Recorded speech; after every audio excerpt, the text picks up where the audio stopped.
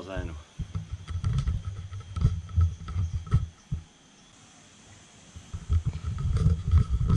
Dneska vyrážíme z Ubudu na náš první balijský vodopád. Zase na skútru, tak snad to najdeme a přežijeme. Ale my to tam dojedeme v klidu a dojedeme z klidu zpátky na hotel. Co ty na to?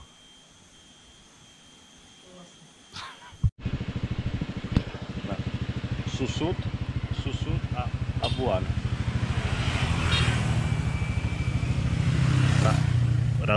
Vyrážíme na Apuan a tam by měly být vodopády. Teď jsme jeli tady. Úplně jiný Bali zase. Všude rejžový pole, teď. A jede!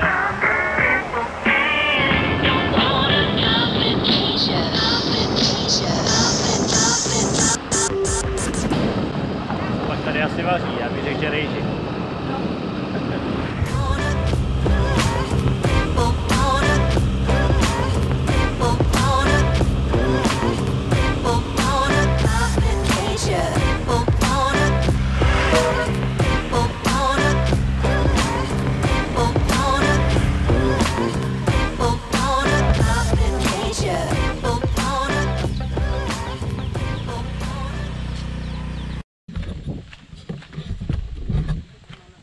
Přicházíme k vodopádu, který jsme najít nechtěli, ale našli jsme ho.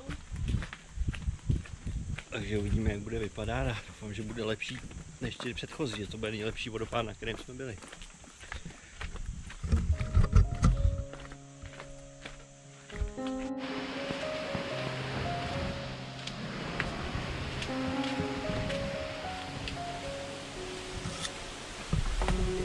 Na GoPro a kopnu to.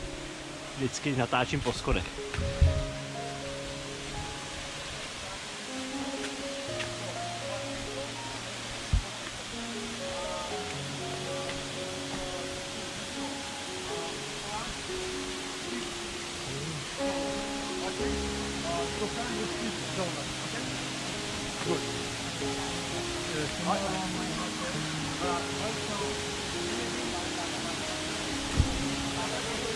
Wow. Ale první hezký vodopád. Tady jsem musel jít mnohem dřív ráno.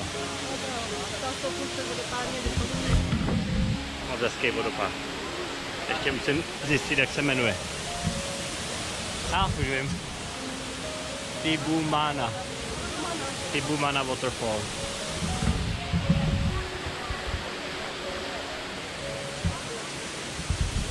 Tady si můžete přečíst i instrukce.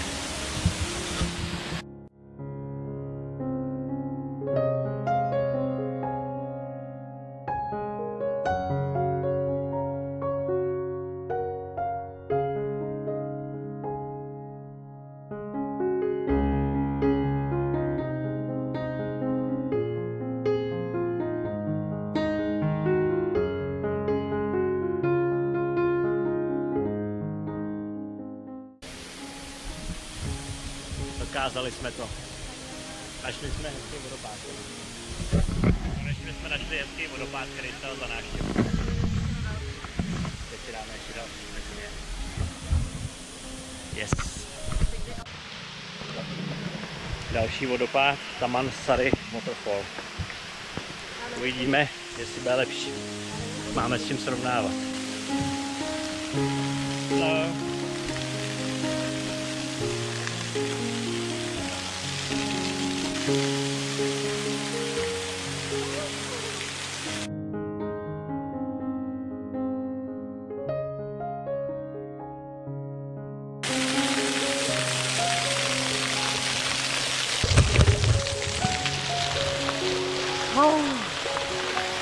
Přírodní sprcha na vodopádech.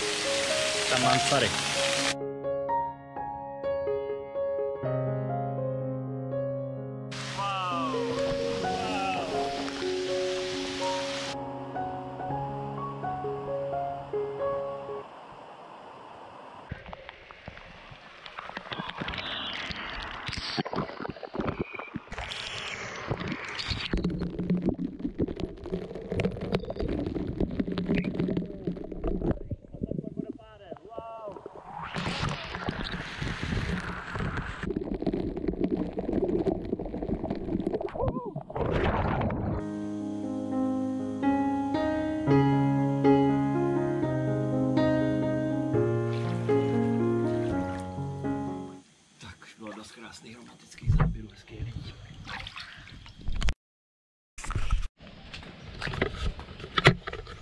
Vyrážíme na prohlídku do rejžových polí. Jsem docela zvědavý, jak to vypadá. Měl by to být s nějakým místním domorodcem, který nám ukáže, jak se to pěstuje, co všechno to obnáší a jak vlastně ta rejže jako roste.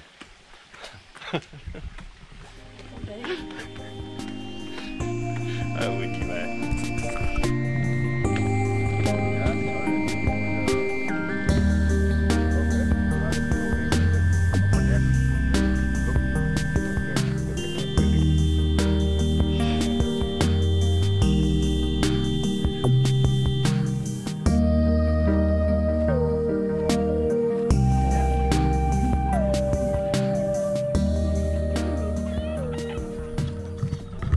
Procházku na rejžových polích jsme zakončili v Kravíně.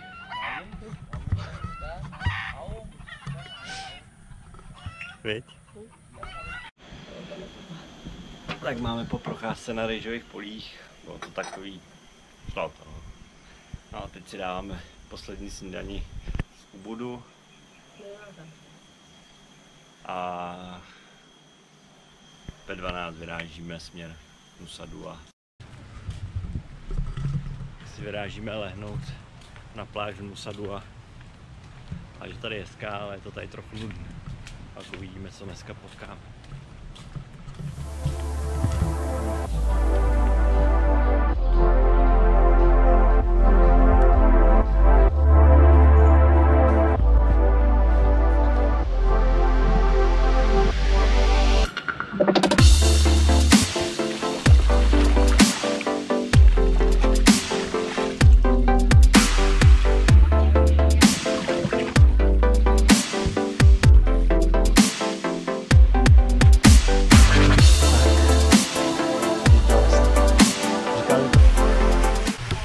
Jsme se táhli takovou dálku na skútru na vodopády a pak je máme v hotelu.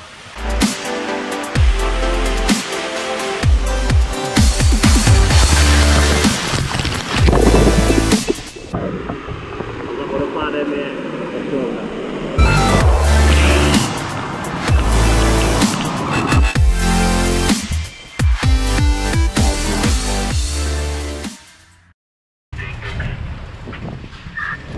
Vyrážíme na nějaký velký sochy. Vyrazili jsme na prohlídku obřích soch v Nusa Dua. Tady je všechno předražený, tak jsme zvědaví, jestli to aspoň stát o to. První malá socha, ale v dálce je velká. Je ta hlava, já už to vidím.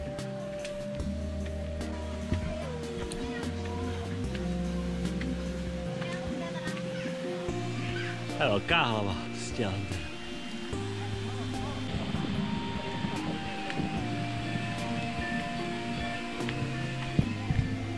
Wow. Tamhle vidíš. 4. nejvyšší socha na světě.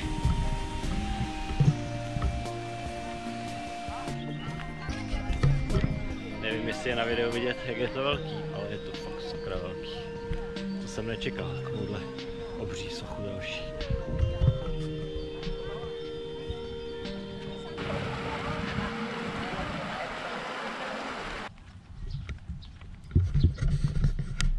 Náš pobyt na Bali se pomalinku blíží ke konci. Můžu asi užít nějaký shrnutí. Bali je moc hezký ostrov, ale má i svoje mouchy. Celkově určitě to stojí tady za návštěvu, stojí to za toto vidět a zažít, protože jsou tady věci, které fakt Evropana dost překvapí. Takže příště se uvidíme, nevím kde, nejspíš zase někde na horách, takže trošku změna.